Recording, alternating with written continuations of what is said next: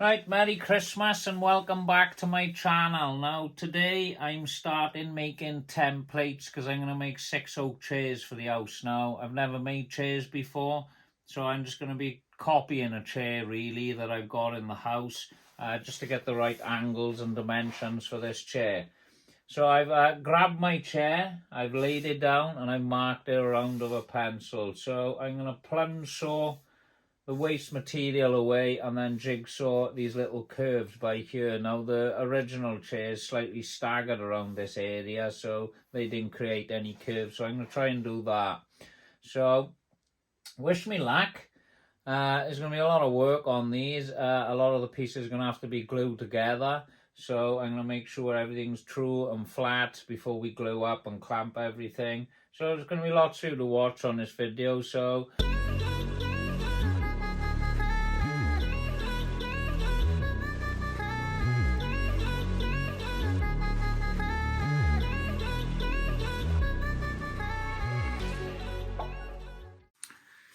I've cut the basic leg design on the plunge saw. Just use the plunge saw to cut up the ears, you can see, and we just jigsawed these little bits out. Now it's not looking too bad. I'll just get it in the video for you. Got a nice curve, generally similar on both sides. So I think that's my template now that I'm going to use. Once I cut my oak and everything, then I'm going to use this then and chuck it through the router table. Well, not chuck it. We will feed it through the router table and produce the legs in oak.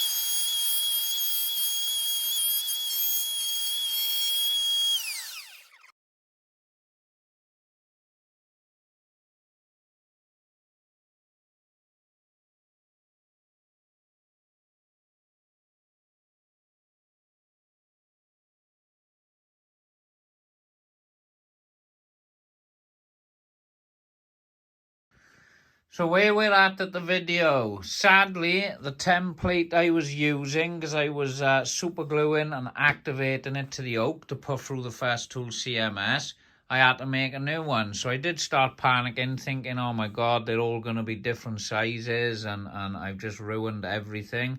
But all I done was stuck this template, the same as what I done routing the oak. I stuck it to a piece of MDF and put it straight through the router. So now I have exactly the same template and nothing have changed, so I can carry on with the work now. So I'm happy. So here's everything all clamped together now, the two pieces, which I will size in the morning now. And hopefully everything will turn out nice and they'll be nice and solid. Could have done with a couple more clamps, mind, and these are the pieces I took out of the clamps earlier, so hopefully these will come up lovely tomorrow now after I put them through the thicknesser.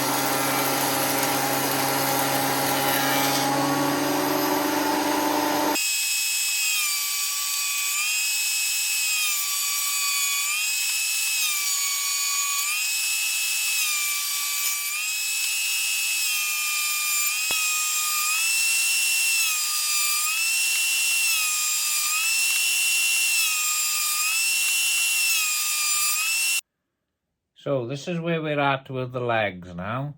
I only had enough oak to make 4 chairs, I think, in total, so I'll have to make another 2 at another time. We're just doing a little recap of where we're at with these chairs now. Now, we started off, obviously, with the oak. It was bought in a shop local to me, and it was a bit wonky, it was a bit cupped, wasn't in the best of state. But anyway, sadly, this was the only oak I could get hold of, and this was the only thickness they had there. So what I've had to do is I've had to cut all of these legs, and we've had to double them up. Now, we glued them together. Obviously, you'll see in the video. These have been glued together, which is looking quite nice, as you can see. We've obviously sent them through the thickness planer. Let me move back a bit off the camera. We've sent them through the thickness planer, and I've got them all down to the same thickness. They're not as wide as what they are thick, but they will work perfect with the chairs that I'm making. As I said, I am copying off a chair that I've got, because I haven't made a chair before, but I am changing a few things on this chair to the other chair, so there's going to be a few added extras on this one. So the next phase for us to do now is we're going to chamfer the edges on the legs. I've actually made the other legs, which I've got here. Let me just show you these. Same thing, cut with the oak, glued together, as you can see, the 2 different colours there. And I've sent these through the thickness planer, which should come up absolutely beautiful. We'll do a separate video on the thickness planer I'm using. I'm quite impressed with it, to be honest with you. It's a lovely tool. And this is where we're at with these. So we're going to have 2 of these at the front. Obviously, these are the back for the chairs, and they'll run this way. So yeah, we'll carry on with the video now. I won't bore you too much with talking. I'll try and explain other things that I'm doing. We are going to be doing dominoes on here, but I'm going to do an elongated domino. So I'll cut the dominoes into the cross rails, which I've got over there, which I haven't got to hand right now. And we will make our own dominoes then. It'll be a mortise and tenon, but we're going to use the domino machine to make the wider domino then, and I'll cut the domino myself then, freehand. So yeah, it's all new to me. I hope you're going to enjoy this video, and I'll crack on.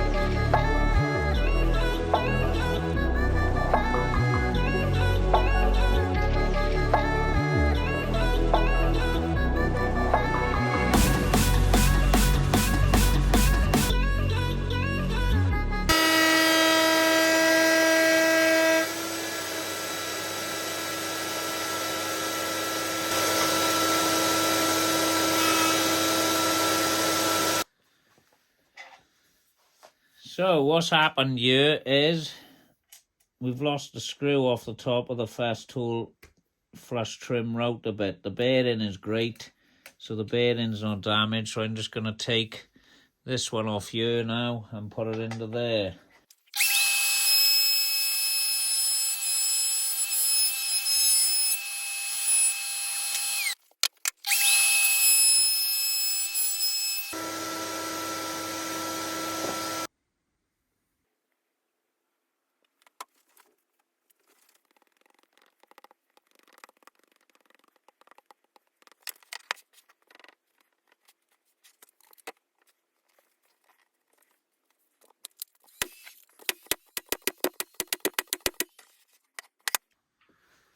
Right, so now this is the part of the job where I need to bend some oak. Now, I need to bend this for the top of the chairs, for the back, for your back to rest on. So I made this simple template. I'm going to make a simple steamer out of a piece of 110mm pipe. And then once these come out of the steamer, then I will drop them in my template and clamp it together, obviously, to bend these. So I'm hoping it's going to work. So this is the old steamer I have. It's only a simple little thing, and then the pipe is going from here, and it goes all the way up here, goes into this cap that I bought for it. I have sent it down this way because I don't want nothing dripping on my CMS. So I know the steam will rise. It will work its way over here. And I've just put a bracket on there, a pipe clip to hold it in position. We've just screwed in, we've just clamped it at the back of there.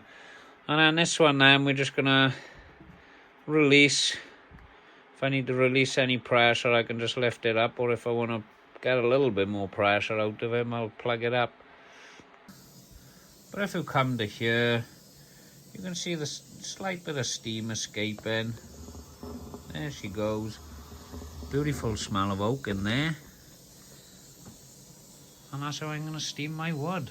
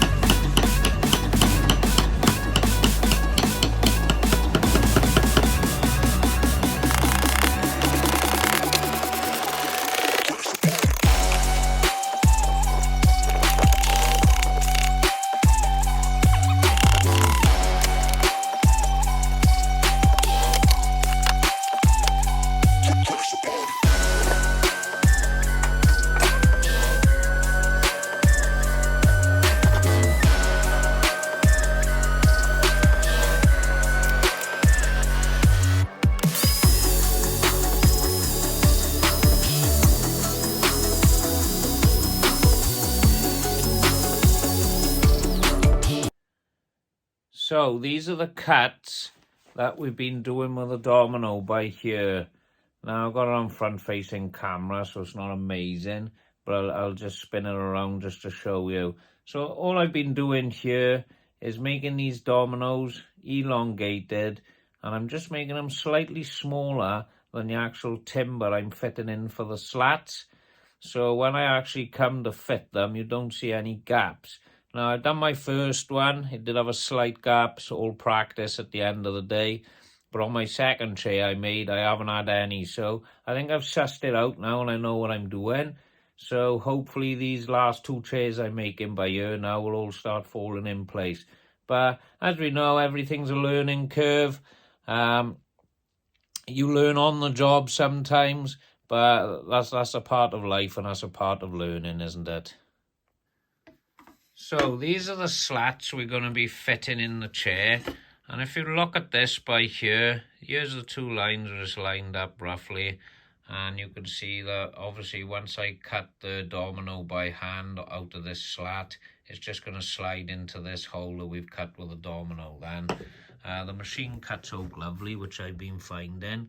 There's sometimes a slight variation in them when you cut in, but apart from that, the Domino's a great machine, and it's been good up until now.